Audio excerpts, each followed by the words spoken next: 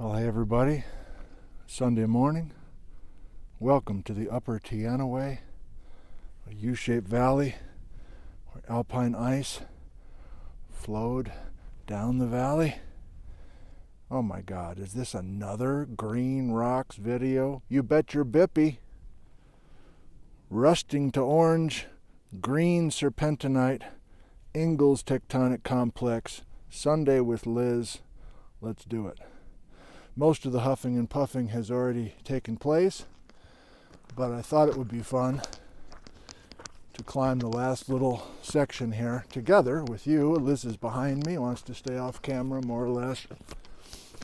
And this is the hike up to Long's Pass. So a couple more switchbacks and we're there. Don't know how much of the Stuart Range will be visible given the cloudy conditions, but it's kind of nice to be out. Probably 40 degrees Fahrenheit. Supposed to get cool and wet this coming week, so maybe this is the last time these ridges will be without snow for quite a few months. If you've been to Long's Pass, you know that it's a handy spot to view the Stuarts. And for many who climb Mount Stuart, this is an approach.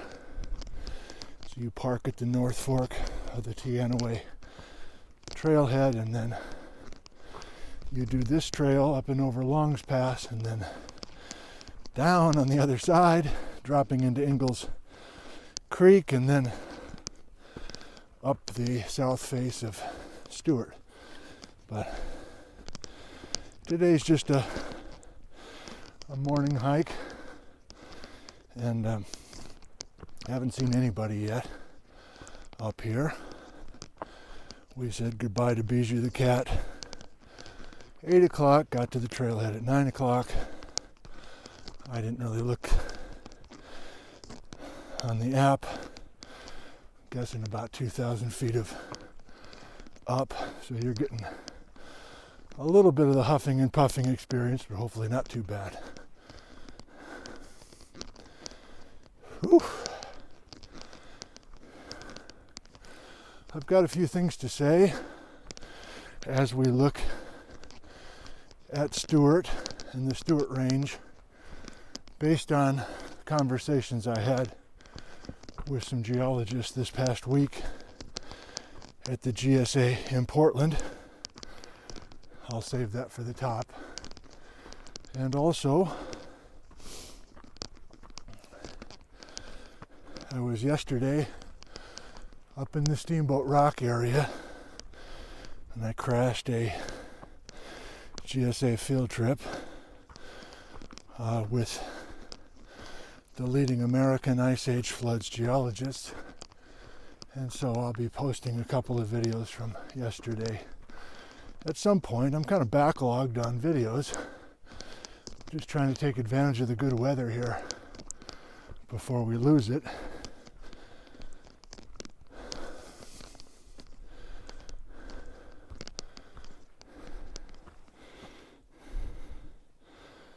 I don't know, Mount Daniel maybe, or those peaks I never know north of Snoqualmie Pass up at the Pacific Crest Trail.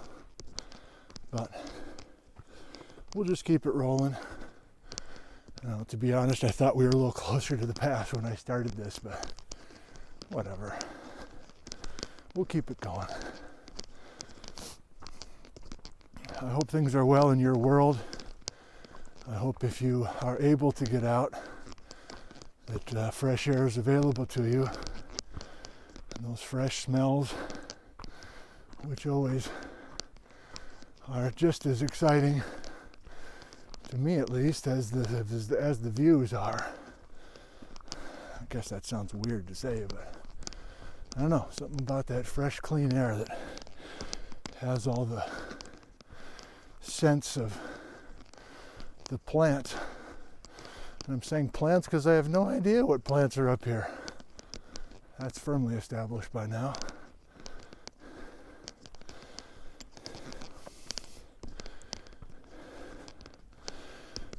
Sundays are now kind of a protected day, you know. If you were following the live streams last year, I was live streaming on Sunday mornings, and I've just decided that I want to keep Sundays free so that I can be a good partner on the home front. So I will be announcing at some point, I guess in the next couple of weeks, about what the schedule will be for our new live streams, focusing on the Eocene. A little bit of Rainier visible.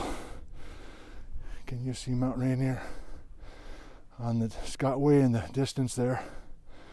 Mostly in the clouds. We are just a couple of knobs to the north of Iron Peak. If I'm getting these Green Rocks videos mixed up in my head. But what was it, 3 weeks ago or something, on Sunday, Liz and I climbed up on Iron Peak. Same basic geology here today, but different view of the Stuarts. And I always enjoy these slopes. Nothing but Ingalls tectonic complex, nothing but Ingalls ophiolite, nothing but green waxy rock, even though from this vantage point you would swear that there's a whole variety of rock types. It's not. It's just all serpentinite.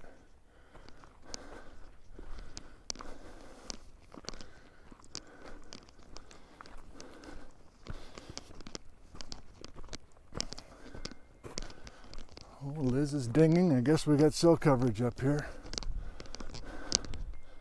Another ding. A double ding.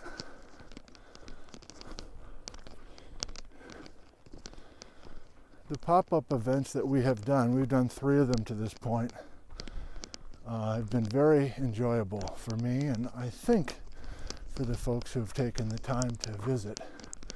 Some driving from considerable distance for just an hour program, you know, but the energy that's there, the vibe that's there is so positive, and it's intense. I mean, people are into it, so as soon as we start, it's very quiet. It's like a dream classroom basically out in the field. So I'm really enjoying those and hoping to continue, but as the weather deteriorates with the oncoming of winter, I don't know how many of those I'll be able to do.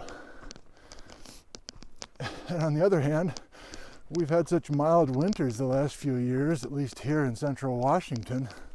It's like, I don't know, I'm bracing for some kind of huge snowpack and icy conditions.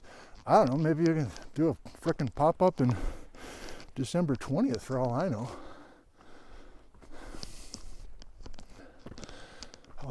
That's the beauty of those pop-up things. You just kind of keep checking the weather. Now that I say that, once we start the live stream sessions, there will be 2 of them a week, and I'm going to be pretty locked into that stuff. So I guess there's a chance, I'm just thinking out loud here, I think there's a chance that I'll be using all my spare time to prepare for those Eocene live streams, and I won't really have the mental capacity to switch gears and talk about the Miocene or the Ice Age or something. Okay, we're getting close to the pass now, Long's Pass. This is the last little diagonal climb.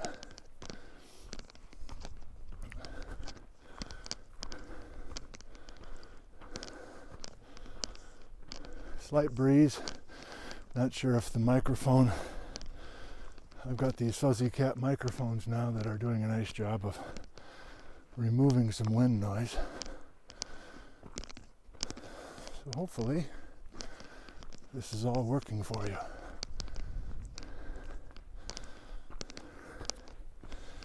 as much as I like bright sunny days with blue sky, and I'm no photographer, but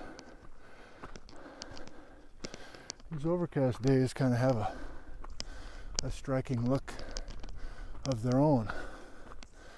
And maybe if you're a hardcore photographer, you go, well, yeah, right, my best photos are in overcast days.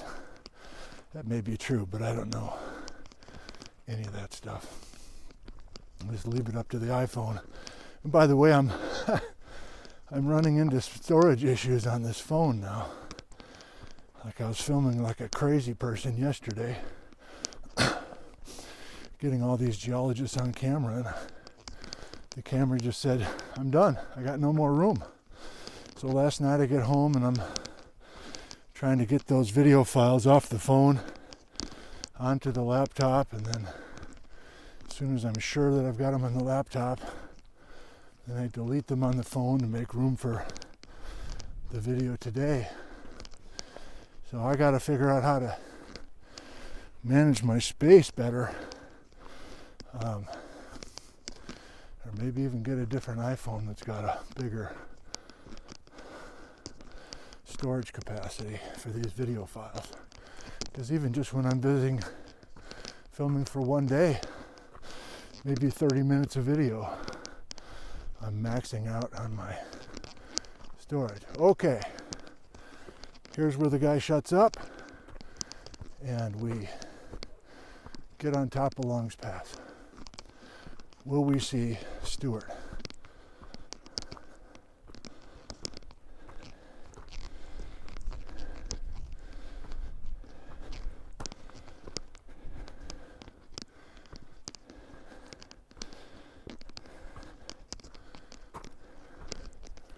I think the answer is yes.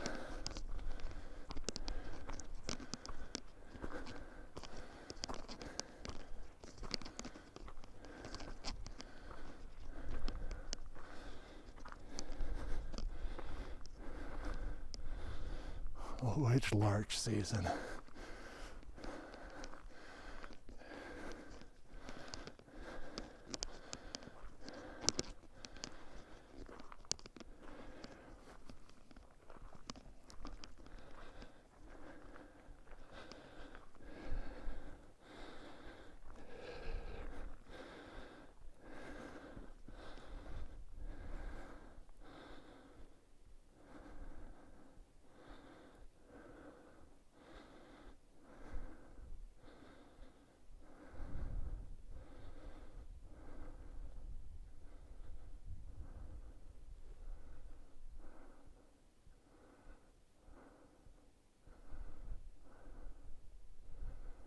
Nobody here.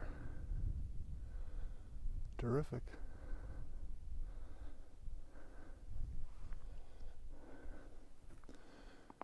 Are you going to sit someplace? Yeah, let's sit over here.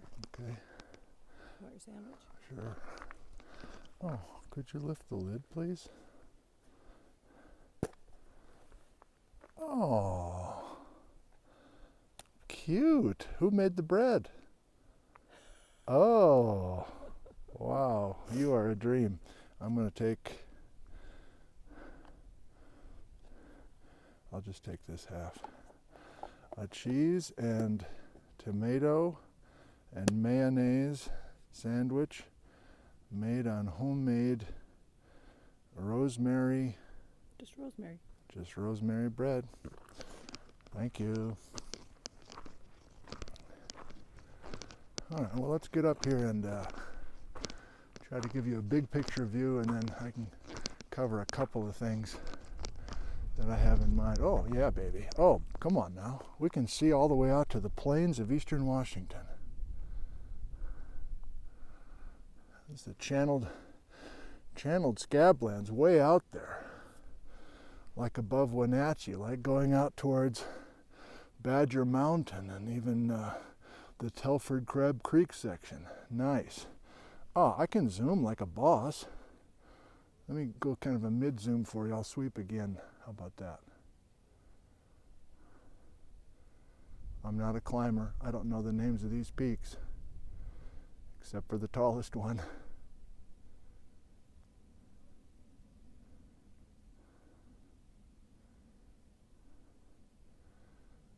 can't hold it. So there's granite in that mountain you're looking at.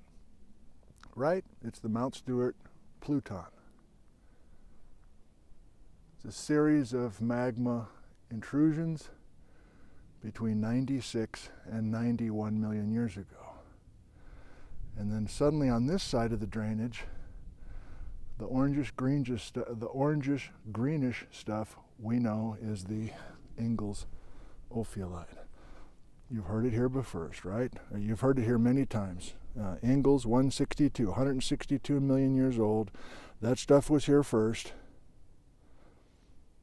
And then up through the Ingalls and the Chewaucam schist on the other side of the Windy Pass thrust, up through it comes this Pluton, shortly younger or just after the 100 million year old event that was traumatic for the entire western margin of North America. So this thing did not act alone. This magma of the Mount Stuart Pluton. At the GSA meeting earlier this week, I sat through a whole morning worth of talks organized by Basil Teacoff from the University of Wisconsin. And the theme was these Plutons invading the crust shortly after the 100 million year event. In other words, between 100 million years ago and 80 million years ago. This stuff's happening down in Mexico. This stuff's happening in California, Utah, Wyoming, Nevada, BC. I mean, it's a regional story. So that, I'm getting excited now because that's not just a local story. It's not just a granite story here in central Washington. And that's my favorite part about geology, is that you can take something local and plug it into a much more broad narrative, even though a lion's share of the geologists doing the work on these kinds of things don't see that regional story. And Basil, among others, are trying to help people see that it is a regional story. And I'll be vague about that for now, but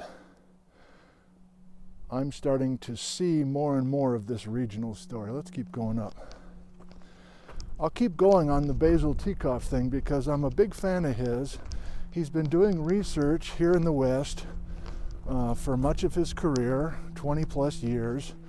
He's not done. He's going to continue to plug away here in the Northwest.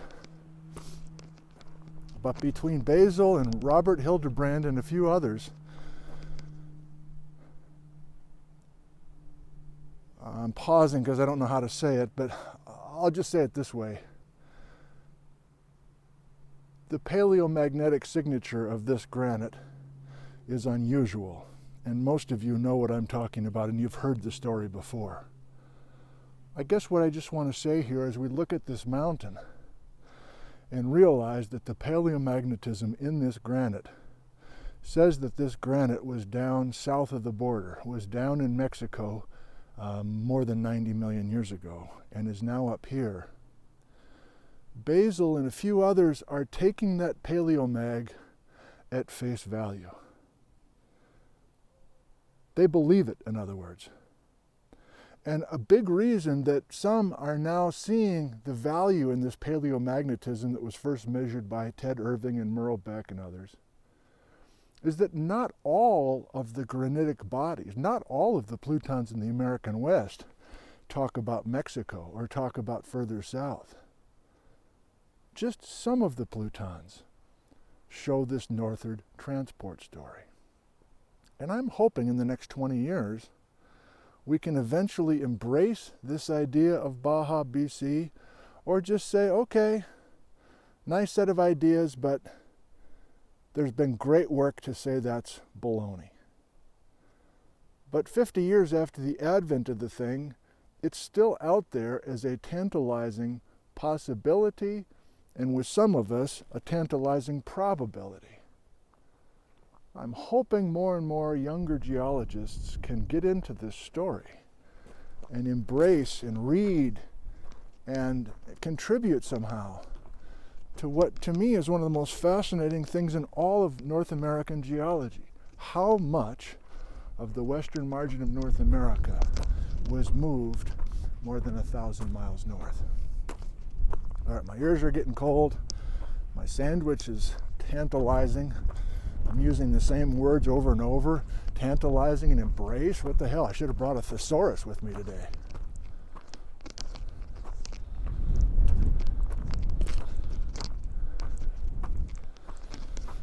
All right, I'll leave that alone, the big picture stuff. Although we're going to come back to it this winter with those live streams. I think I also wanted to just comment, I visited with Bob Miller. In other words, I saw a lot of geologists earlier this week in Portland.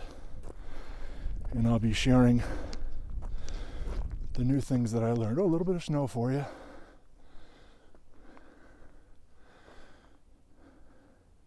Bob Miller says, I spent many summers up in the Ingalls back in the 1970s. And Bob said, I remember seeing like 3 or 4 people each summer. And he said, I just couldn't believe how many people I saw in your videos. And it's true. There's just been a crazy light switch that's been turned on. And people now know about these beautiful places. And it depends on the day, but generally I'm excited about that. Okay, you rock people want to get a few close-ups of some rocks. We can do that. I'll eat a little bit of my sandwich while you look at some of the rocks, okay?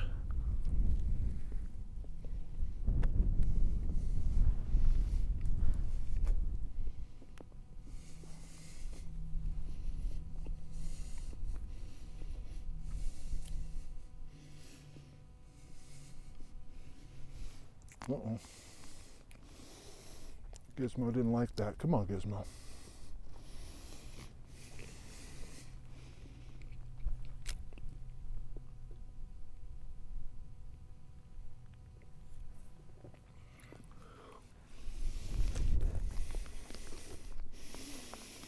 A sexy little spot here.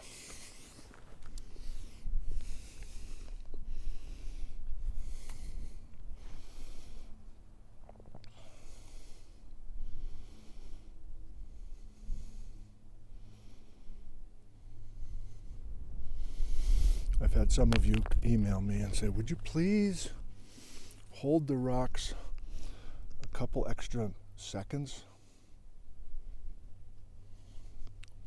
Your wish is my command.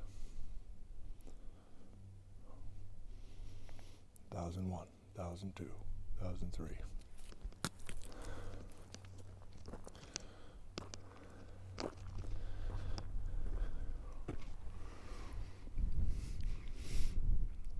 One Mississippi, 2 Mississippi, 3 Mississippi.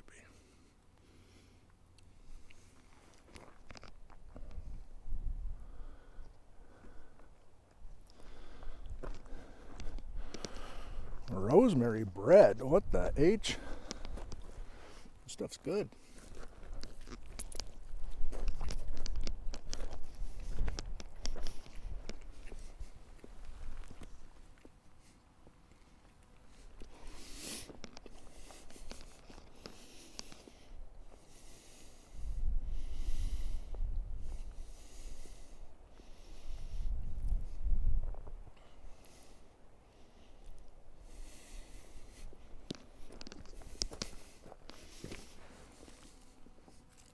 Wow.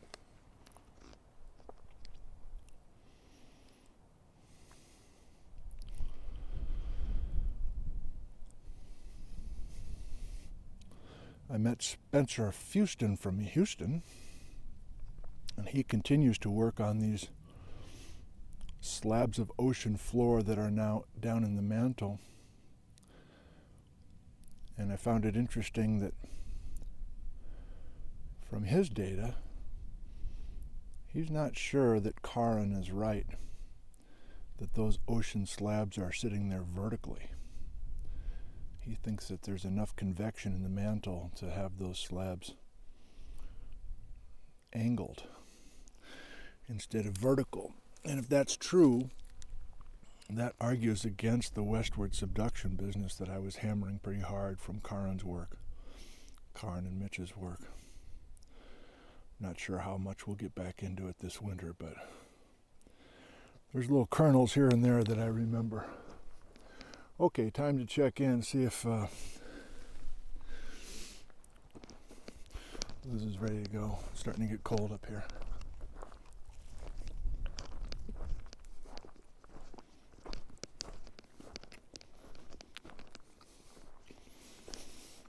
I got mayo on my camera lens. I mean my phone screen. I think she's ready.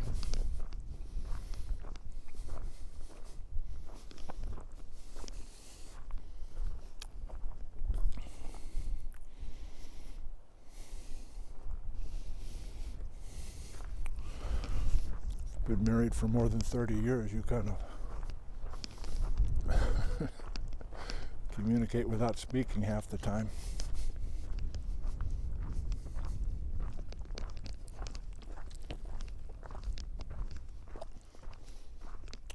It's larch season.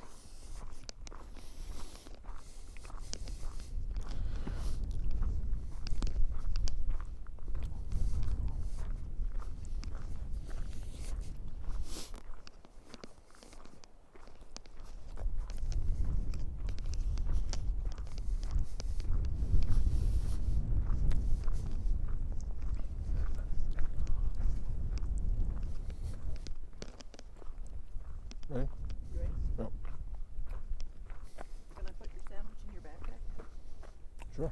It's a delicious sandwich, thank you. Good.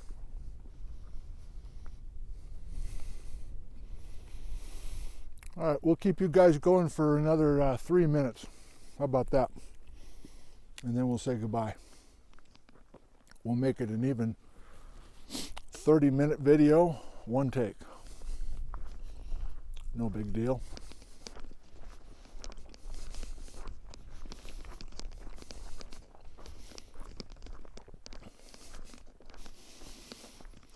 Seems like you guys like these videos, some of you do at least, where you're just kind of hiking. And I have the same experience each time I do one of these hiking videos. I'm like, boy, I'm just saying the same stuff over and over again. Is it even worth it? And many of the comments and emails that I get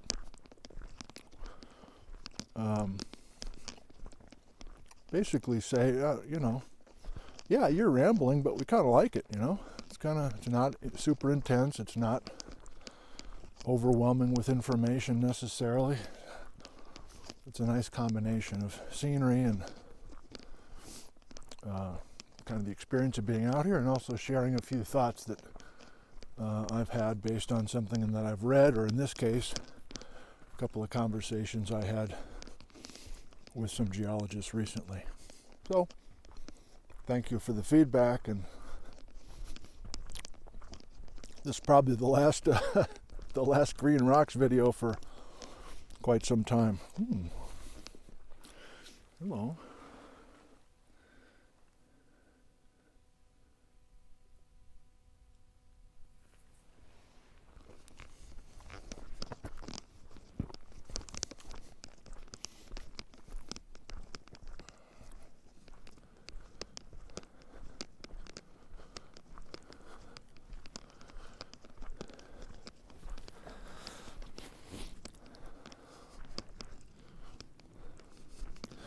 You know, I think I'll finish with something that I haven't been wanting to say, but I think I want to say it right now.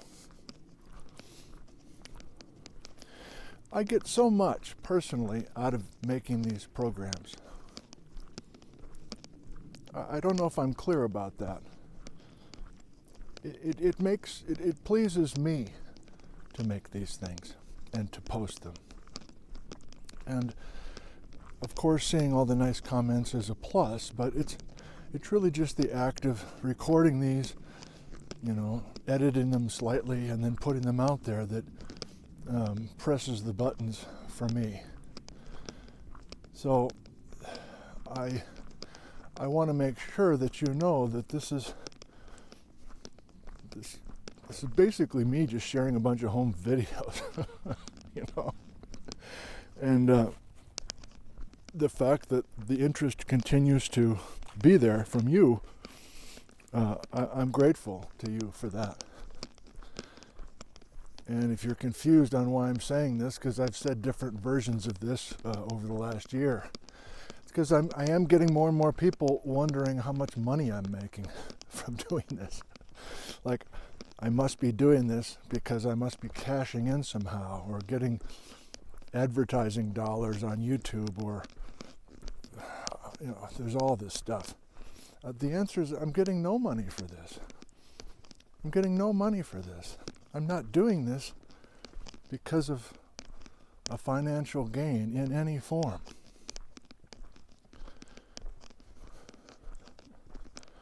So in case that's unclear to you, or you've been wondering why I would do this unless I can somehow benefit from it, I am benefiting from it, spiritually, I guess you could say. And I just view it as another extension of the teaching that I've been doing for a long time. And so in a way it's part of my job. So I guess from that point of view I am making money because I'm earning a salary as a teacher. But can we please get off of this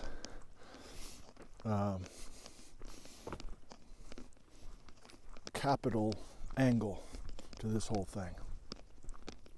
It's not why I'm doing it. Okay. Thanks for making it to the end of this one. Hiking back down to the car, back into town, and away we go for another week. Thank you. I love you. And wait, I want to give you one last look, looking down into this upper drainage, pretty much where we started the video. So I lied. It's not going to be 30 minutes, it's going to be 33 minutes. Bonus coverage. The Ingalls Ophiolite, the Teanaway River Valley, Central Washington. Please come visit.